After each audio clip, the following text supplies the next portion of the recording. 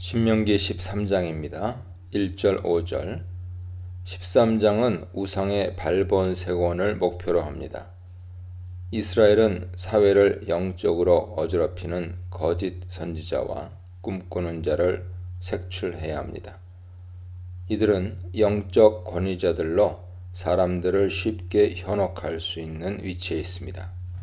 구약의 참 선지자 나비는 하나님의 말씀을 대언하고 그분의 미래 계획을 미리 알리고 경고하는 사람입니다. 그러나 여기 등장하는 선지자는 거짓 선지자죠.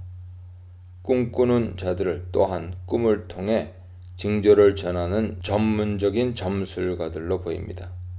그가 전문적인 선지자와 나란히 배치되어 있고 이적과 기사를 일으키는 능력을 갖춘 것으로 보이기 때문이죠.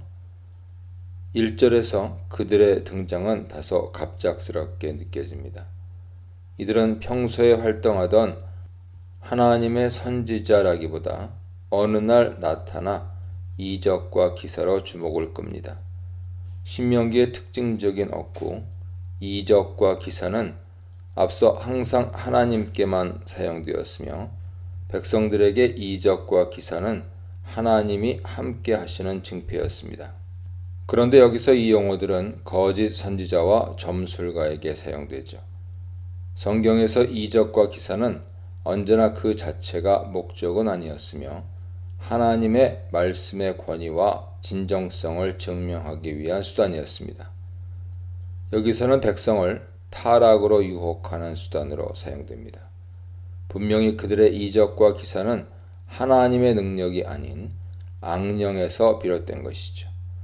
이때 백성들은 그들의 정체가 거짓 선동가들이라는 사실을 분명히 알아차려야 합니다. 결정적으로 그들이 우리가 다른 신들을 따라 섬기자고 말할 때 그들은 즉시 돌아서야 합니다.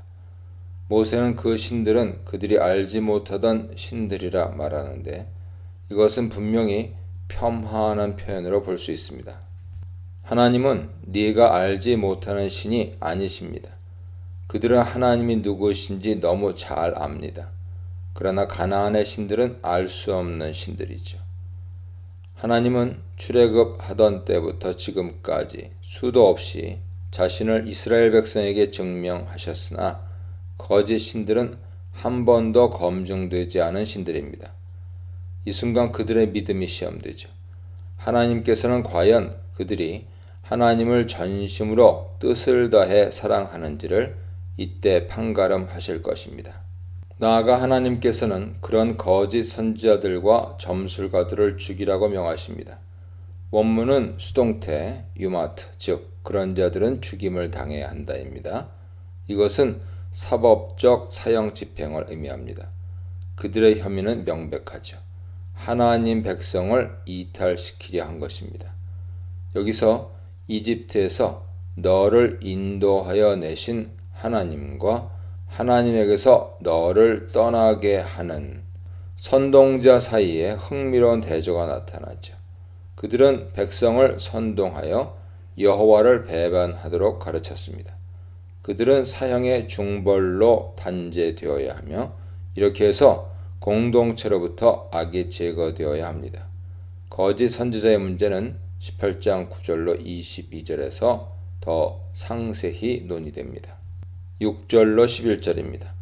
우상 숭배로 빠질 수 있는 두 번째 위험한 사례는 가족이나 친한 사람이 우상으로 이끌 때입니다. 이것은 영적 권위자들에 의한 선동보다 더욱 위험한데 유혹자들과의 깊은 친분 때문이죠. 가족들은 곧 형제와 자녀, 아내가 포함됩니다. 직계 가족들인 형제와 자녀와의 밀접한 혈연관계는 말할 것도 없으며 네 품의 아내는 다른 집안에서 왔으나 이미 살붙입니다. 한 몸인 아내의 영적 유혹의 위험성은 성경에 여러 사례들이 있습니다. 솔로몬의 많은 이방 아내들과 아합의 아내 이세벨 등등이 대표적이죠. 그런데 이 목록에 부모가 빠져 있습니다. 주석가들은 이에 대해서 별다른 설명을 하지 않는데 아마 자녀와 아내의 경우 가부장의 지위와 권리로 이 문제를 해결할 수 있으나 그 대상이 부모일 경우에는 자녀가 구절의 명령처럼 직접 부모에게 손댈 수 없을 것이기 때문입니다. 추론컨대 그 자녀는 부모의 영적 이탈로부터 벗어나 이 문제를 처리할 수 있는 다른 가장들, 예컨대 삼촌 같은 사람들이죠. 다른 가장들에게 이 사실을 전달하여 부모의 처분을 맡겼을 것입니다.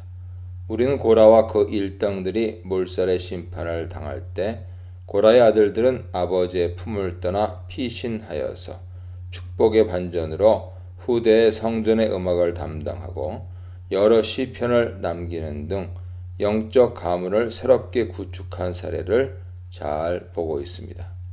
가족 외에 깊은 친분 관계에 있는 사람은 친구와 동료죠. 사회적으로 친분이 깊은 친구와 동료의 유혹 또한 매우 위험합니다. 살부치인 가족과 가장 친한 친구가 가만히 곧 몰래 은밀하게 우상 숭배와 이방 종교의 길로 유혹할 때 뿌리치기란 쉽지 않습니다. 특히 가족과 아내는 이미 한 살부치로서 가장 깊은 육적인 친밀성을 지녔는데 하나님과의 언약에 의한 영적인 친밀성으로 더욱 강하게 결속되어 있습니다. 그러나 가족 내 이방 종교 신봉자의 등장은 이 언약에 의해 맺어진 가족 관계를 깨뜨릴 것입니다. 여기에서 이 유혹자들을 뿌리 뽑으라 하는 명령으로 인한 큰 딜레마가 발생하죠. 그러나 하나님은 단호하십니다. 우상 숭배 문제는 가족이라는 인간 사이의 가장 밀접한 관계 단절마저 요구합니다. 모세는 그들이 소개하는 신들이 어떤 신들이든 그 땅 민족들이 섬기는 모든 신들을 거부해야 한다고 말합니다. 살부치 가족과 가장 친한 친구의 설득이라 할지라도 언약 백성은 결코 그들의 범행을 방관하거나 은닉해선 안 됩니다.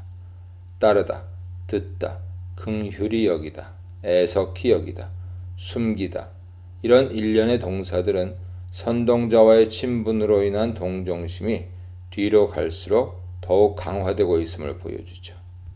그러나 모세는 오히려 정반대로 증인된 그가 단호하게 가장 먼저 사형 집행에 나서야 한다고 말합니다.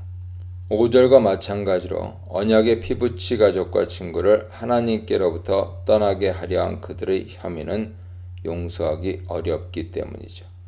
만일 그러지 않고 범인을 은닉하다 발견되면 사형을 면치 못할 것입니다.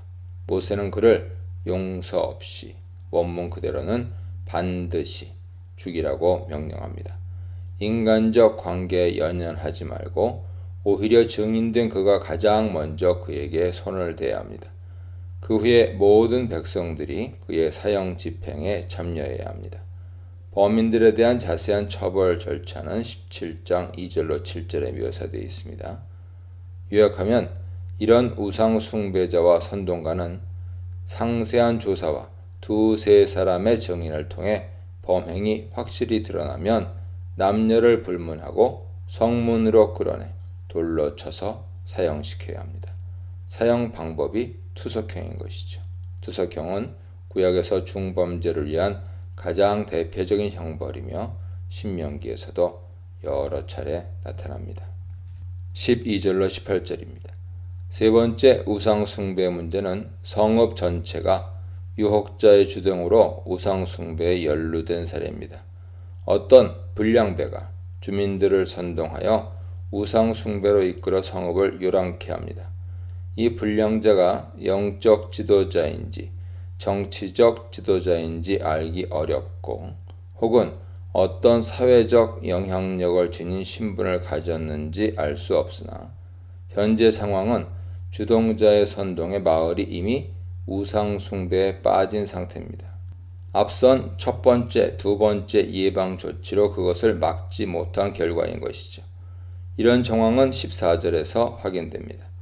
이 소문이 이스라엘 공동체에 퍼지면서 책임자들이 사태의 전말을 조사합니다. 만일 이것이 확실한 사실로 드러나면 그 성읍 전체가 진멸되어야 합니다. 하람이죠.